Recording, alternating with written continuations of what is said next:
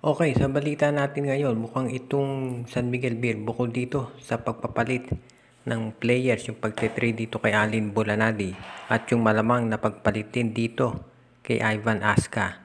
Ang isa pang tinitignan daw dyan ay yung pagpapalit din ng coach. Of course, siguro naman alam na ninyo na ito si George Gallen tayo doon sa mga insiders kaya yan in-appoint ay dahil malapit di umano doon sa mga higher ups ng SMC. Kaya siya naging coach ng SMB ngayon at si Leo Austria naging consultant. Pero syempre, kung hindi maganda performance ng SMB, papalitan ka rin kahit gaano ka kalakas doon sa mga nasa itaas.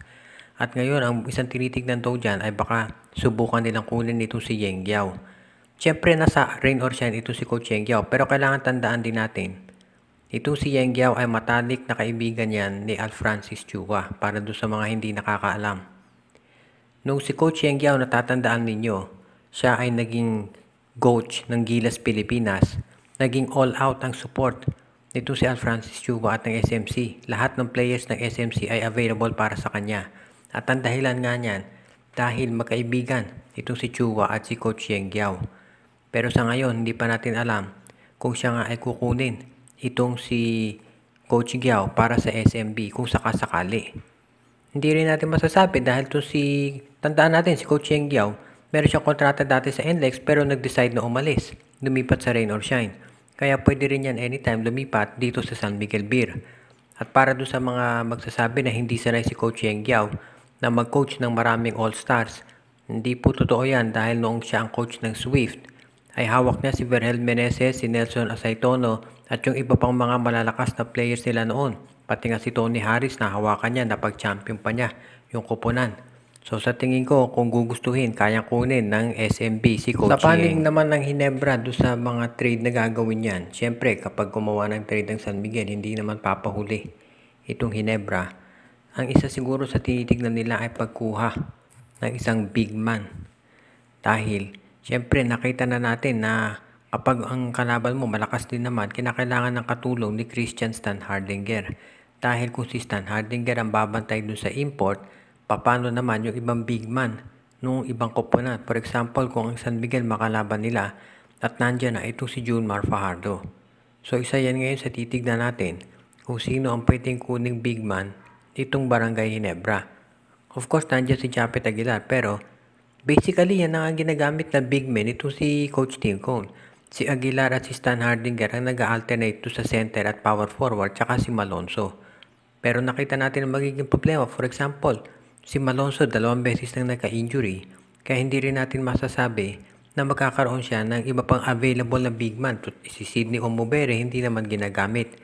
Kaya hindi na nakapagtataka kung big man ang kunin ng Barangay Hinebra at i-trade nila yung ilan doon sa mga guards nila. Kasi of course nakita na natin loaded na sa guards ang Barangay Hinebra. So hindi na nakapagtataka na sila ay kukuha ng big man naman kapalit nung ilan doon sa mga guards.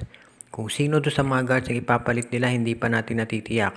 Pero maliwanag dito itong Barangay Hinebra ay gagawa ng paraan yan para mapalakas yung kanilang front court. Dahil syempre hindi natin masyadong napapansin yung kahinaan dahil nandiyan si Tony Bishop.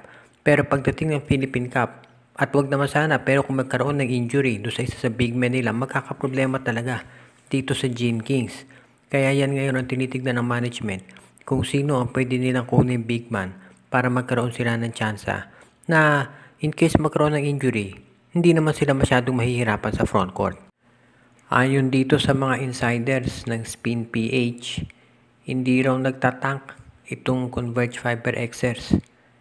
Siyempre, alam na natin na dahil 0-6 yung record nila, marami nagsasabi na nagtatank talaga itong Converge para makuha nga yung number 1 pick next year na si Justin Baltasar. Pero ayon doon sa iba, hindi raw yan totoo. Ito ay ayon doon sa mga insiders ng Spin, hindi raw talaga nagtatank itong Converge kung hindi nahihirapan daw sila talaga. At ang sabi ng iba, ang dapat kung sakali, okay, granting po, sabihin na natin for example na hindi nga nagtatank itong Converge. Kung yan ay totoo, ang dahilan kung bakit sila nahihirapan ay dahil dun sa mga trades at dun sa mga transactions na ginawa ng management. Pinakawalan si Ahan Misi at si Teng nang walang kapalit. Tinrade nila ito si Abu Tratter, si RK Ilagan, si Tyrus Hill, si David Morel. Ibig sabihin yung mga mahuhusay na players na nandun dati sa lineup nila ay inalis lahat. Tignan natin, nung si Coach Jeffrey Cariaso ang humawak dito sa Converge, nakaabot sila sa playoffs. At maganda sana yung future nila dahil maganda nga yung mga draft picks nito. Lahat yan ay pinakawalan. Halos lahat pinakawalan ni Coach Aldin Ayo. Ang natira na lang yata si Kevin Racal. Ang sabi nga nila, ang dami nakapansin para daw nalulugi ang Converge doon sa mga trades nila. Kaya nga nagtataka yung marami, ba't gano'n ang ginawa? At ang pinaka nakapagtataka nga, na itong bigla na lamang binitawan itong si Ahan Misi at itong si Jeron Teng nang walang kapalit. So sa ngayon, kung sakasakali na hindi nga nagtatangkit ng Converge, ang may kasalanan lang dyan kung ba't sila nahihirapan ay yung kanilang team manager at syempre yung kanilang coach na sumang-ayon dito sa mga ganitong klaseng trades na talaga nagpahirap naman sa kanila at sa tingin ko talaga para mas maganda pa yung lineup dati nung si Coach Cariaso ang humahawak dito sa Converge. Okay, ang isa pa nating balita ngayon para dun sa mga nagtatanong kung ito bang TNT ay gagawa ng move para makuha kaagad itong si Robert Bolick, hindi pa siguro sa ngayon. Alam natin lahat na nagsalita ng insider ng Index na hindi raw nila ite-trade dito si Bolick. Pero alam naman natin na kadalasan yung mga ganyan ay nakakaroon ng tinatawag na change of mind o pagbabago ng isip. At kapag sumama ang performance ng TNT, malamang mapunta nga sa kanila si Bolick. Ang dahilan kung ba't hindi pa nila kinukuha ito si Bolick, siguro dahil tinitignan ng TNT kung meron pang pag-asa na mabago yung sitwasyon dito kay Mikey Williams. Sa ngayon kasi, ang balita gusto raw ni Mikey Williams na kausapin ito si Chairman Ricky Vargas ng TNT para subukang maayos yung sitwasyon sa kanyang kontrata. Pero sa ngayon kasi ang status dyan ay terminated na yung contract nitong si Mikey Williams, pero hindi pa natin masasabi kung ano ang mangyayari talaga dito sa sitwasyon na ganyan. So sa ngayon, titignan natin kung itong kay Mikey Williams ay magagawan pa ng paraan itong si Coach Jojo Lastimosa, si Coach Joe Reyes at yung iba pang nasa management at syempre yung kampo ni Mikey. Kung sila ay magkakasundo, hindi na siguro aalis si Bolick dito sa NLEX, si Mikey na lang dito sa TNT. Pero kung talagang walang mangyari dyan, siguro susubukan muna ng TNT na tignan kung matitrade nila ito si Mikey. Syempre, kahit ayaw na nila kay Mikey as much as possible, gusto nila na makakuha ng isang player na kapalit niyan na medyo mataas pa rin ang value. Syempre, bumaba na value nito si Mikey Williams ngayon. Pero sa ngayon, kailangan natin tignan na siguro one more chance pa ang sinusubukan ng TNT dito sa kanilang contract negotiations at yan ang dahilan kung bakit hindi pa nila kaagad-agad kinukuha itong si Robert Bolick mula dito sa NLEX Road Warriors. Pero baka mangyari na yan talaga.